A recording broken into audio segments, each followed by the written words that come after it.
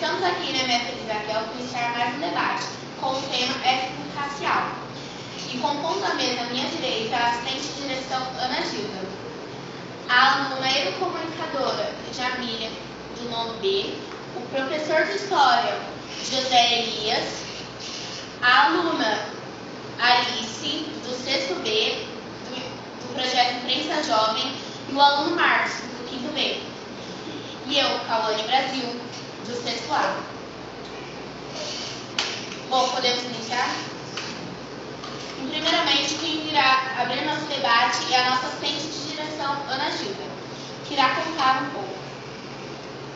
Quando o Elias me convidou para falar sobre a questão da discriminação racial, eu me sinto muito honrada, né? Primeiro que eu sou negra e está na nossa história de vida, né? Do nosso histórico do nosso povo, né? A questão da escravidão. E a gente sabe que o racismo acontece até os dias atuais, né? Eu, como professora, já presenciei muitas situações de racismo dentro da escola, especialmente com crianças. Essa semana mesmo, é uma coisa que eu fiquei bastante aborrecida, né? Eu vou contar para vocês um pouco disso, é uma história nova, né? Tem um projeto da Consciência Negra, já tem bastante tempo, tem 3 anos que eu desenvolvo, dentro das escolas que eu trabalho, e o resultado é muito bom, a conscientização é muito boa, mas as cenas de racismo são vistas todos os dias na escola, e é isso que me preocupa, né? Principalmente a questão da postura do professor, que talvez por desconhecer o assunto, acho que é um assunto de brincadeira. Racismo não é brincadeira, racismo é crime, inclusive está na Constituição Federal de 1988, tá? Artigo 5º, inciso 42, tá? Racismo é crime e é inafiançável. Prevê, então, até a detenção, né? De 6 meses a 1 ano. Então, essa semana eu estava chegando na escola, né? Eu trabalho no EMF, e quando eu cheguei na escola, tinha uma menina negra encostada no portão, 6 anos de idade. E eu queria subir e ela estava encostada no portão que dá acesso ao primeiro andar. Eu disse para a TE, peça para ela sair do lugar, eu gostaria de puxar o portão. Estava uma barulhada muito grande, porque crianças de fundinho correm muito. E aí a TE falou, não, ela está sempre chorando. Aí eu falei, acho que ela não entendeu o que eu falei. Aí ele falou assim, está sempre chorando? Essa aluna chora na entrada, na saída. E eu perguntei para ela, mas por que ela chora tanto? Ela falou assim, não sei. Então, eu resolvi pegar a mão da menininha, subir, era minha aula, tinha um colega meu dando aula no meu lugar, porque eu estava atrasado, e eu falei assim, eu fico no seu lugar. E eu fui conversar com a menina. Ela disse que ela não tinha amigos, né, e que ninguém queria brincar com ela. E eu percebi que ela tinha um problema muito sério de autoestima, e também pelo fato de ela ser negra, né, porque o que acontece? Uma criança que estava usando um chapéu de pescador, eu até suspeitei que ela tivesse alguma doença, mas o cabelo dela estava muito embaraçado, eu acho que a mãe não penteou naquele dia, né? Então ela estava com o cabelo todo amarradinho, ela estava com essa questão de não estar com uniforme, e nenhuma criança brincava com ela, né? Aí eu perguntei por que ela estava chorando, ela falou que ela não tinha amigos, que ninguém queria brincar com ela, e ela disse também que não tinha boneca, que não tinha nada, né? E aí eu fui falar com a coordenadora sobre ela, falei assim, como é essa aluna? Ela tem problema de aprendizagem, não tem isso. Mas por que ela chora? Ninguém sabia me responder. Porque é uma criança negra que passa batido. As pessoas acham normal. Talvez fosse uma criança branca, não era uma coisa normal de estar chorando. Como que uma criança chora? De fevereiro a dezembro e nada é feito, né? Então, assim, é por isso que a gente faz o projeto. E aí eu comecei a conversar com ela, e eu pedi para ela dar um sorriso, ela não conseguia abrir a boca. Então, além de ter problemas com a escola, também tem problema na família. Aí eu fui investigar, ela é a 7ª filha de 8 irmãos. E ela é uma das mais velhas, assim, tem até mesmo, tem 6 anos, né? Então ela tem vários irmãos mais novos que ela, né? Então é aquela coisa assim, a gente tem que ter esse olhar atento. No caso, eu consegui ver. E se eu não ver? Né? E se eu não conseguir chegar na escola e ver? O que eu fiz? Eu trouxe umas bonecas usadas para ela, porque minha filhada tem boneca, né? Eu trouxe, não comprei nada. Né? E aí ela esboçou meio sorriso. Mas no dia seguinte, ela já estava com o cabelo penteadinho, uns minutinhos assim. Eu falei, fala para sua mãe pentear seu cabelo. Tem um monte de irmão, tem dia que a mãe, né? E é aquela coisa. Aí a professora veio falar comigo. Ela percebeu, né? Falar com a coordenadora. Ela é assim mesmo, eu tenho que sempre colocar umas brincadeiras, mas a autoestima dela é baixa, isso e aquilo. Eu acredito que o trabalho possa até estar sendo feito, mas eu questiono muito, não é normal chegar na escola e alguém dizer assim, ela sempre chora. Eu queria entender, se fosse uma criança loira do olho azul, será que ela estaria sempre chorando? Então, assim, eu não faço vista grossa para racismo, tá? Então é um assunto muito sério e eu fico muito honrado em poder falar disso, porque como o Elias falou, a gente também passou por isso. Mas eu acredito que eu ainda consiga reagir porque eu fui muito bem informado sobre isso, né? Tenho conhecimento. Agora, a criança mesmo, sofre muito. É o que você falou, muitas vezes, se você for naquela outra história, a criança pode até não querer mais ir para a escola, só que ela não fala, essa menina não fala, né? E o que mais eu achei interessante é que quando eu coloquei ela sentou na cadeira, aí depois ela já pulou para o meu colo e ficou ali. Então é uma criança que tem realmente problema de autoestima, porém é uma criança que está sendo acariciada. E de acordo com livros, né, que a gente lê, a gente sabe muito bem que a criança negra na escola ela é a última a receber um beijo, ela é a última a fazer um afago, né? Então assim, essa questão é muito séria.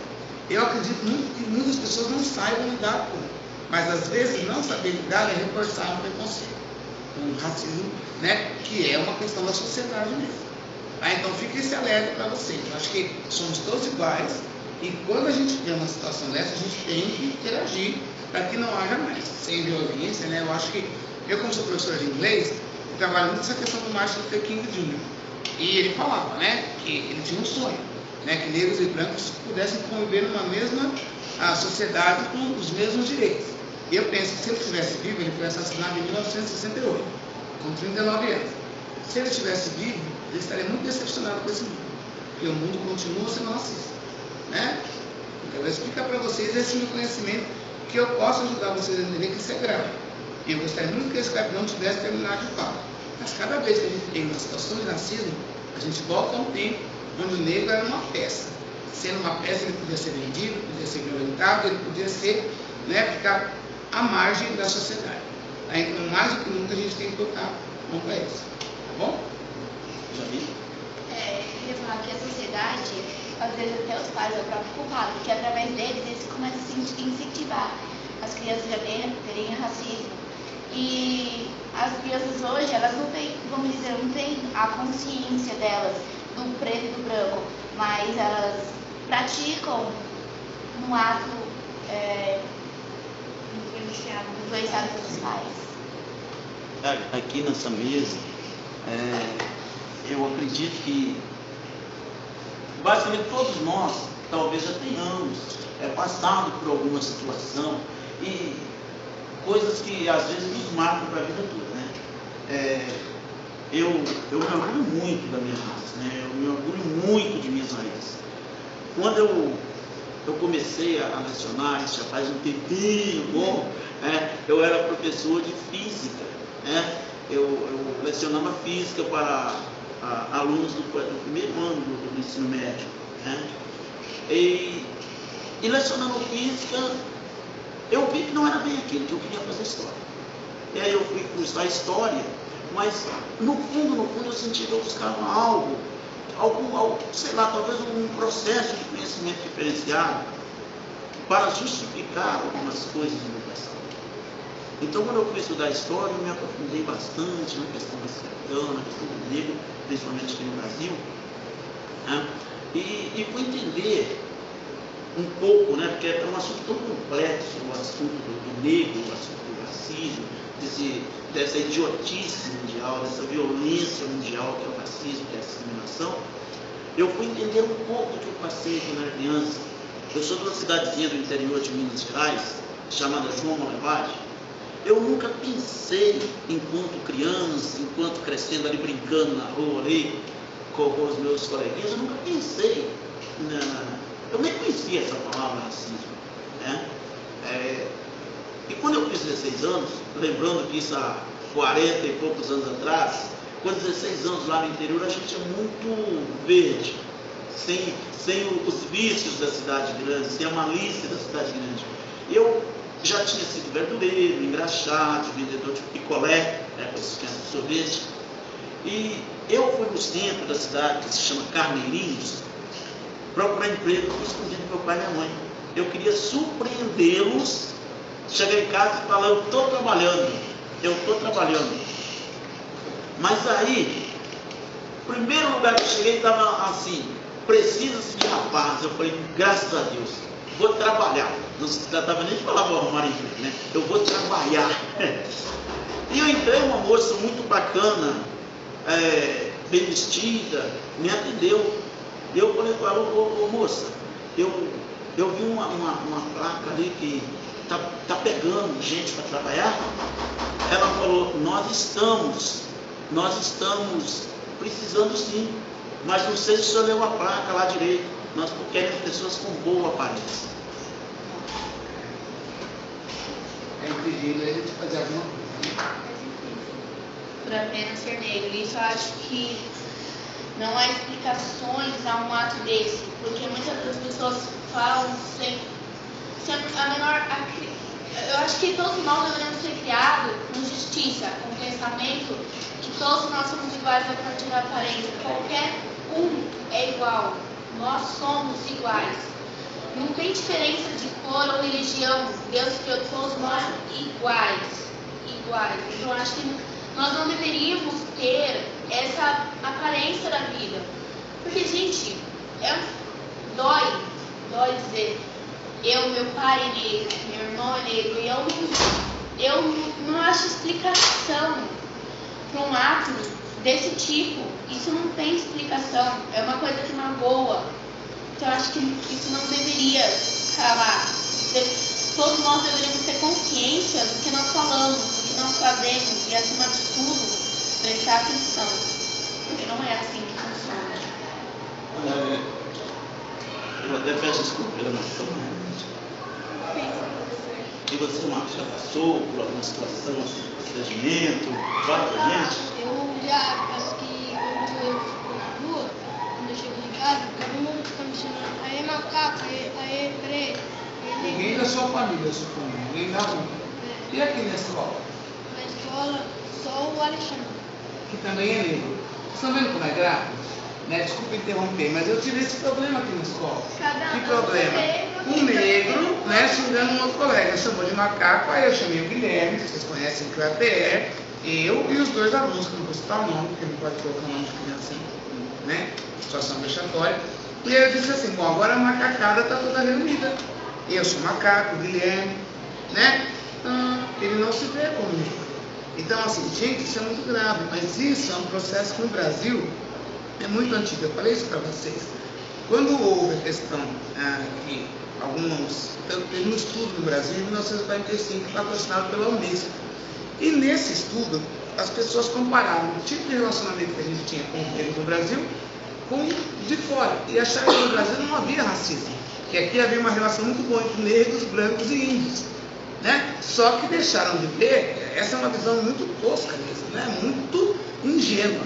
Né? E aí tem aquele livro Casagrande de Senzala, do Gilberto Freire, que é aquele ponto de vista que é da Casa Grande para Senzala, e não da Senzala para Casa Grande.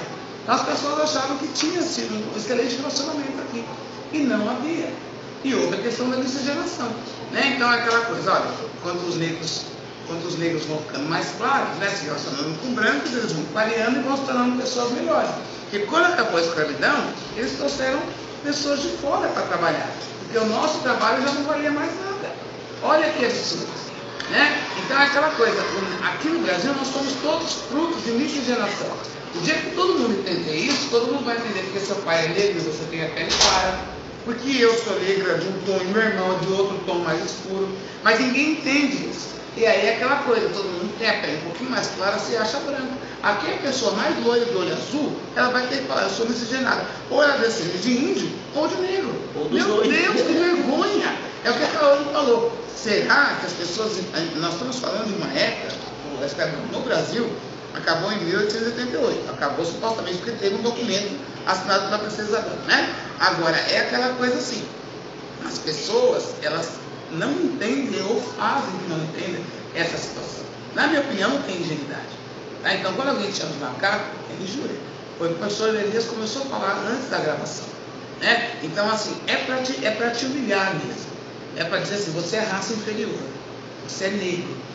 né? Então, como foi o Aranha quando foi chamado, o Tinga, né? Que era do Cruzeiro na época. Mas aí é no mundo dos famosos, a Thais Araújo. E aqui, né? Você vê, você citou um colega que é tão negro quanto você, né? Só que ele não se vê. E o pai dele, já entendi, é negro que nem nós dois. Então isso a gente vem de casa. A gente tem que ver. Eu tenho muito orgulho da minha mãe, né? Minha mãe sempre disse pra mim assim: você é negra, você vai ser uma menina inteligente e pra você a vida sempre vai ser mais difícil. E quando eu falo isso, as pessoas não entendem. Sou sim, eu trabalhei numa escola, contei essa história, que eu estava na sala esperando para começar a reunião, já tinha umas 4, 5 mães, elas pediram para eu chamar a professora. E eu estava usando uma camiseta escrito professora. Né? E pasmo, quando eu saí da escola, a minha diretora disse que até, na época era fax, eu tinha recebido um fax dizendo que um pai ia tirar o filho da escola porque ele não poderia dar aula comigo. Porque culturalmente eu não poderia oferecer nada para o filho dele, uma vez que eu descendo de escravos. E descendo com maior orgulho. É aquilo que eu falei, isso é uma ignorância.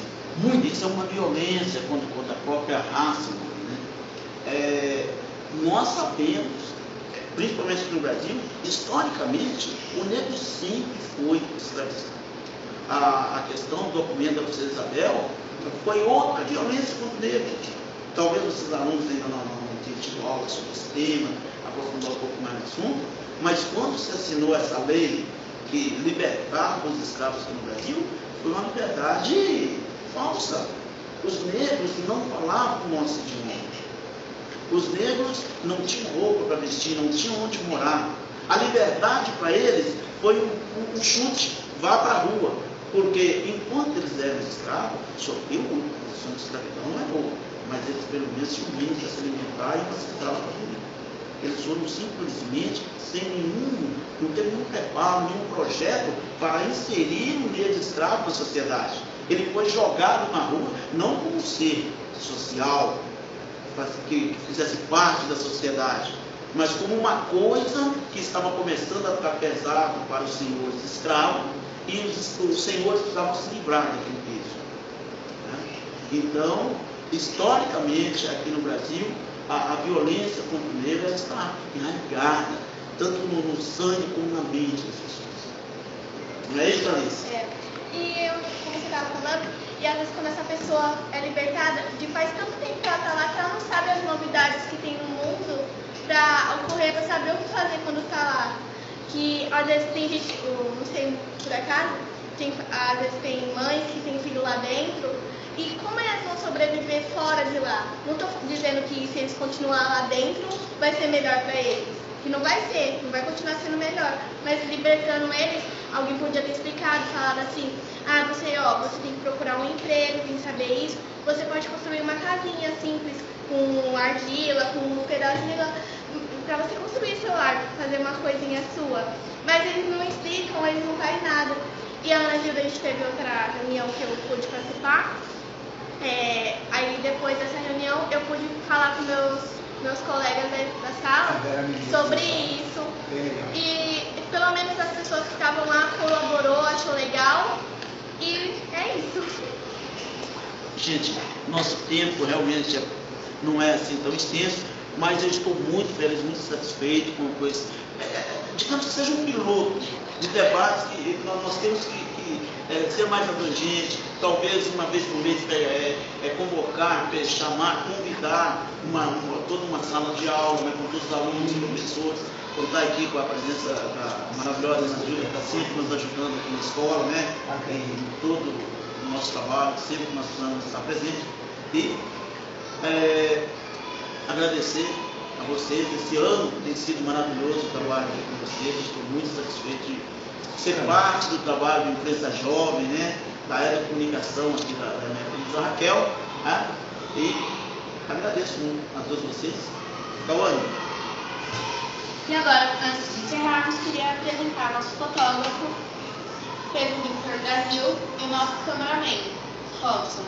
Muito obrigada pela presença de todos aqui hoje. Até a próxima.